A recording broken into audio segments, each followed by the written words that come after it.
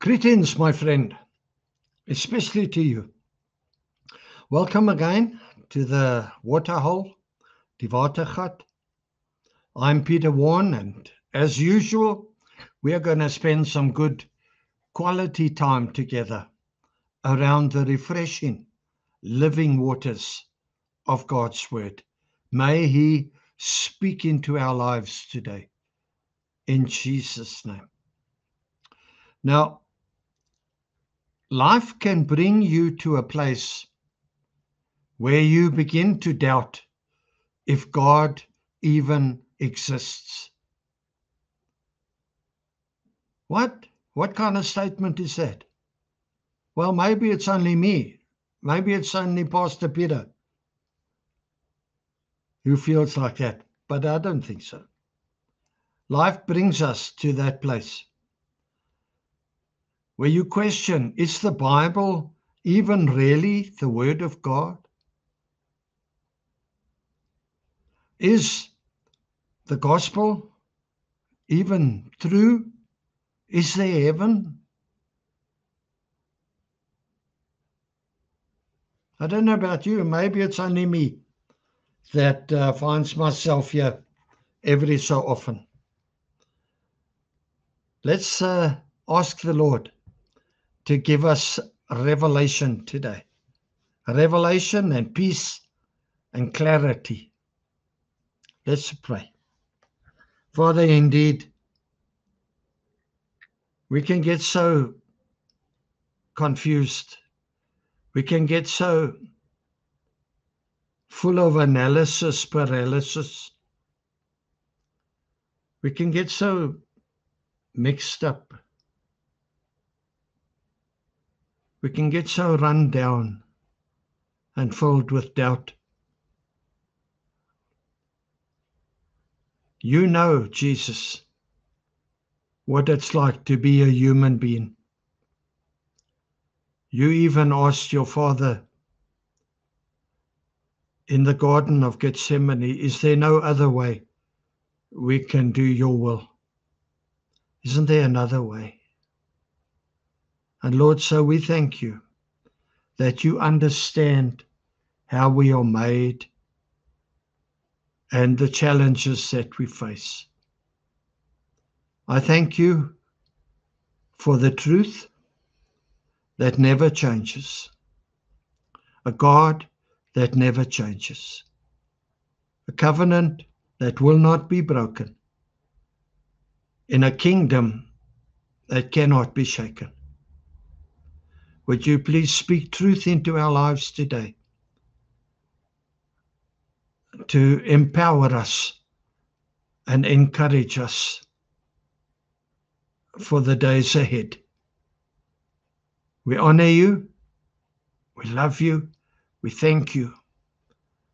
We want to bring honor to your name. We want to do your will, and we want to extend your kingdom. Come and help us today by your Holy Spirit. For your name's sake, we pray this in the beautiful name of Jesus Christ, our Lord, our King, our Savior. Amen. Amen. Doubting God. Hebrews 11 at verse 6 in the ESV. Without faith, it is impossible to please him. For whoever would draw near to God must believe that he exists, that he rewards those who seek him. Not those who seek rewards. He rewards those who seek him. Not just his hand, what he can do for you, but his face, his relationship. Can you lock eyes with God and get away with it? When I was newly saved 1,000 years ago, I came on the scripture and I said, how can anyone doubt God exists? I was still so fierily excited, having found this Jesus that I'd been hunting for so many years. And yeah, I read this. I said, how can people ever doubt that God exists? And the older I get, the more understandable the scripture becomes. The enemy's strategies are more and more subtle the more mature you grow in Christ. The devil's fiery darts of unbelief are very accurately fired. Does God even exist? Is this Jesus story just a story? Today's message is doubt versus unbelief. Now, just recently, I found myself fighting this fight again. The enemy's strategies.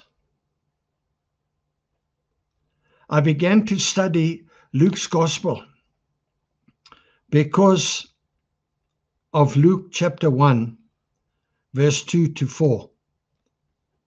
Please read the full piece for yourself. I've only selected certain basic verses. From Luke 1, from verse 2. Just as those who from the beginning were eyewitnesses and ministers of the word have delivered them to us.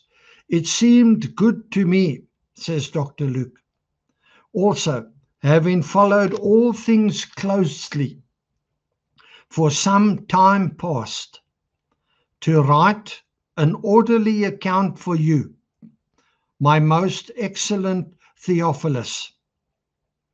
And verse 4, that you may have certainty concerning the things you have been taught. Dr. Luke studied, very educated, very clever, very detail-orientated, wrote down all the finest detail he could, so that you and I may have certainty concerning the things we have been taught. Incidentally, the name Theophilus means friend who loves God. This book of Luke is written for us, modern friends who love God, so that we too can have the certainty.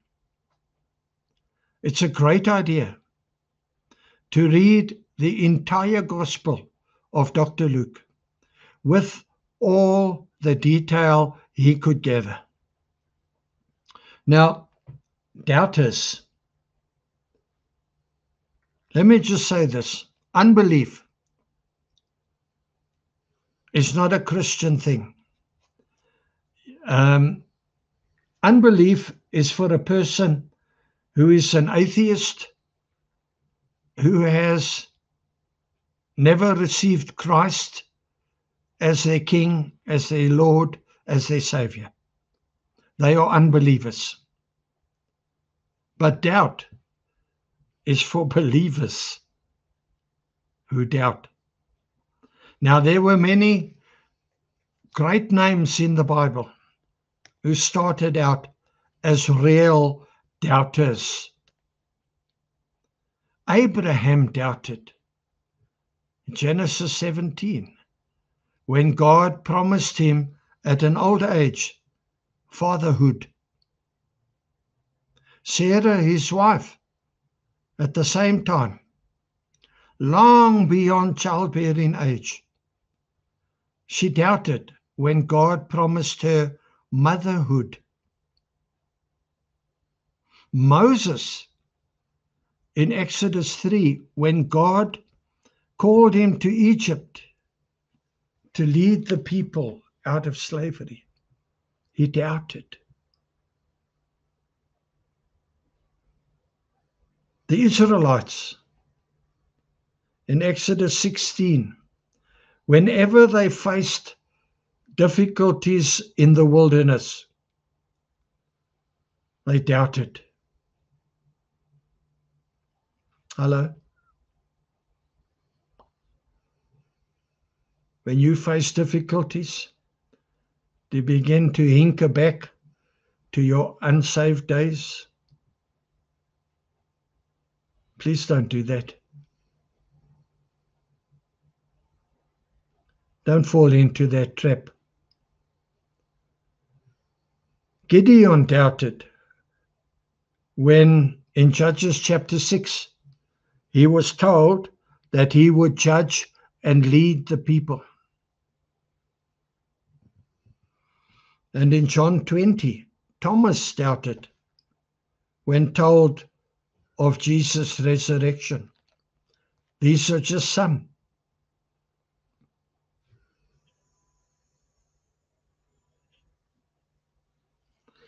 Let's look today at another doubter. Let's focus on one so we can get insights and life application out of this. Let's look at Zacharias, the father of John the Baptist. Now I'm reading from Luke chapter 1, several verses between verse 5 and 20. Okay, I'm just going to pick them out, but do yourself a favor, go and read the whole thing. From the ESV, verse 5. In the days of Herod, king of Judea, there was a priest named Zechariah of the division of Abijah, and he had a wife from the daughters of Aaron, and her name was Elizabeth. Verse 6. And they were both righteous before God, walking blamelessly in all the commandments and statutes of the Lord. But they had no child, because Elizabeth was barren, and both were advanced in years. Now, while he was serving as priest, as a priest, they got a turn once in a while to come and do duties. This was his time now. And he was serving as priest. There appeared to him an angel, and Zechariah was troubled when he saw him, and fear fell upon him. I'm not surprised. We jump to verse 13.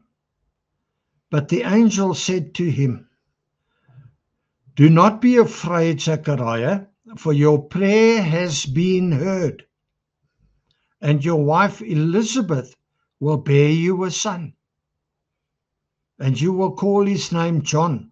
Let's just stop there. Zechariah was already way, way old. How many years before had he been praying for a child? Had he stopped praying? We don't have the answers. I don't have the answers to this. But it could well be that this was a time after quite a while after he prayed. But let's see. Your wife will bear you a son, and you will call his name John. And you will have joy and gladness, and many will rejoice at his birth, for he will be great before the Lord. And Zechariah said to the angel, how shall I know this? For I am an old man, and my wife is advanced in years. The angel said to him, I am Gabriel. I stand in the presence of God, and I was sent to speak to you and bring you this good news. And behold, You will be silent and unable to speak until the days that these things take place, because you did not believe my words, which will be fulfilled in their time. You see, in verse 18, Zechariah's weakness is he doubted because of the physical circumstances, his age and Elizabeth's old age. He said, but this is impossible. Well, in our understanding, his doubts were understandable. But with God, anything is possible. All things are possible. Nothing is impossible. Hello? Time doesn't factor. Physical circumstances don't factor. Natural situations don't factor. Let's look a bit deeper at the story. Zacharias means Yahweh remembers. And the name Elizabeth means my God is oath swearing. Both names speak of the faithfulness of God. In his research, Dr. Luke found out what kind of people Zacharias and Elizabeth were. He gives a wonderful testimony of them. They are not perfect people, but he does not write about the wrong things they have done. He writes about the overall impression they give. An impeccable life before God. Despite their impeccable life, they carry the pain of barrenness, no children. And yet God has promised that by faithfulness to his commandments, he will bless the womb. Now please, go and read Deuteronomy 28, verse 1 to 4. God's promise to bless the womb. Deuteronomy 28, 1 to 4. Zacharias and his wife did not blame God. They did not rebel against him because of their barrenness. They carried on living their life. Their trust in God is rewarded with a blessing for which they have long prayed. There's the key. It was a long time that they prayed. Luke 1, verse 13. But they no longer expected it. Hello?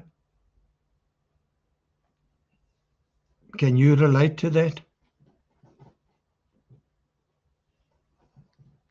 God blesses in a way that reveals the weakness of the instrument, a weakness that in human thought takes away all hope. Elizabeth had an example in other God-fearing women who were also barren, and where God also gave the blessing of conceiving a child when all hope was gone. The way God sometimes goes with faithful people is not always easy to understand. And yet God is worthy of all trust, that he always has blessings for those who trust in him. Now, what does the story mean to us today? I don't think it means that every couple who is barren pray and after a long time they have a child. I can't see that. I can't say that in Scripture. So what does the story say to us? It says this: physical limitations do not limit God. Our doubting can limit God. God will accomplish His will in His perfect timing, even in His seemingly unexpected ways. His ways are not our ways. His thoughts are not our thoughts. If we want to see our prayers answered, we must be open to what God wants to do, even in seemingly impossible situations. I'm reminded of Hannah in Samuel, was also barren. And she prayed, she had such a breakdown, people thought she was drunk. And then God moved in her life, and peace came upon her, and she rested in God's final decision. And she went home, and she went on with her life, living, praising God, doing the possible and trusting God with the seemingly impossible. And then Samuel was born. And after that, Hannah still had many other children. We need to wait for Him to work in His way, in His time. Is that difficult? Absolutely. We are such controllers. You see, when tempted to doubt one of God's promises, we need to look at it from His perspective, not from our own logic or our own reasoning or even our own experience. Honest doubt is not a bad thing, but you may not stay there. Thomas was an honest doubter, and Jesus Himself appeared before him, revealed Himself to him. God's promises must speak louder than your circumstances. In verse 17, we read there that John would soften adult hearts and make them like little children's hearts, and would turn disobedient minds to the wisdom of faith. He would do heart transplants, making them from hard hearts, stubborn hearts, to hearts that were once again pliable, trusting, and open to change and to love. That was God's promise. And He said He's going to do it, and He did do it. Now, we are not called to be childish, but we do need to have these childlike qualities that we believe, we trust. Do we understand? Not much. Can we see the future? No.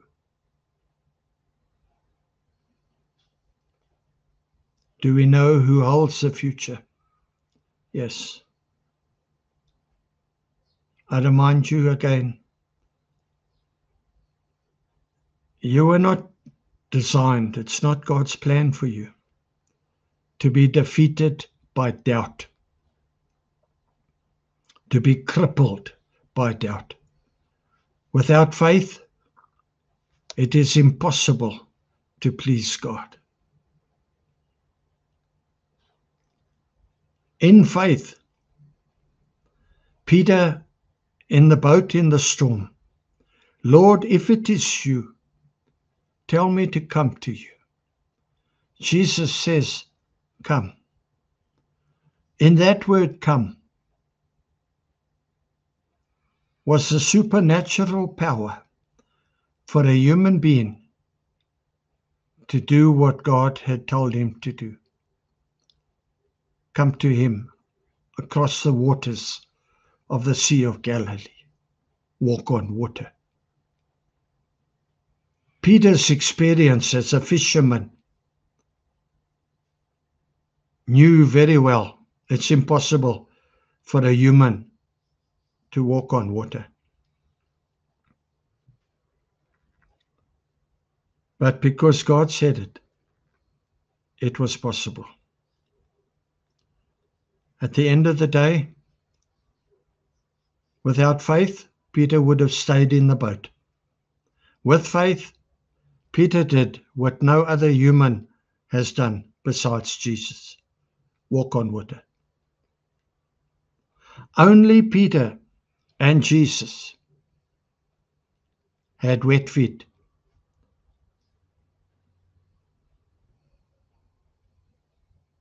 You need to partner with God. Go and read this chapter again. Read the whole Gospel of Luke. It can only do you a great deal of good.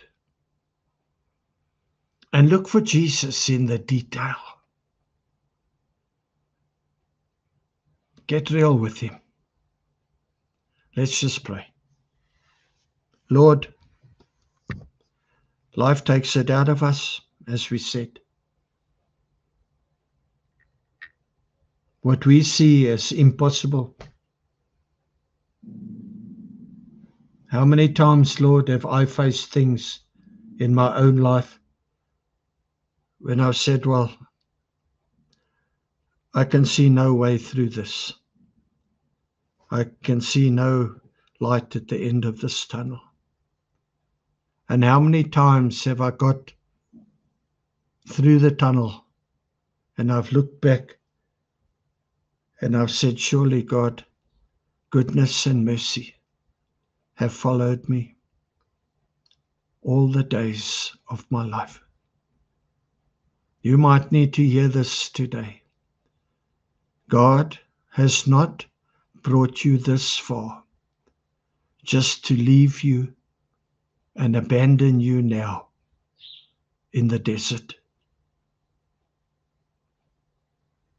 But you need to trust him, that he knows what he's doing, and his timing and his strategy is the best for you. Stop trying to control and stop trying to tell him how to do his business. Father, would you please come and help us now? Help us, Lord, to not limit you with our doubting. Help us, Lord, to carry on with our lives, doing the possible and trusting you for what seems to be impossible. Whatever happens, if you never open that door, it's because you open another door, which is a better door. Help us to not analyze, not micromanage you. Help us just to rest in you, receive in you, and not doubt your promises. In Jesus' name, we bless you now. Amen and amen. Well, that's a lot and all I got. With love from me to you. I just want to leave you with a question or two. Are you seeking God or only his rewards? Have you given up waiting and expecting? Do you need a John the Baptist type heart transplant today? Just there where you are. When the message is over, just sit quietly and do business with God. Thank you for spending this time with me. If you haven't subscribed, please do so. And consider passing this message on. There must be many of God's people who need to hear this today. Let's partner with God and help them. Until we meet again at what is again a rainy waterhole. Shalom, my friend. Enjoy the rest of your day. Be richly blessed.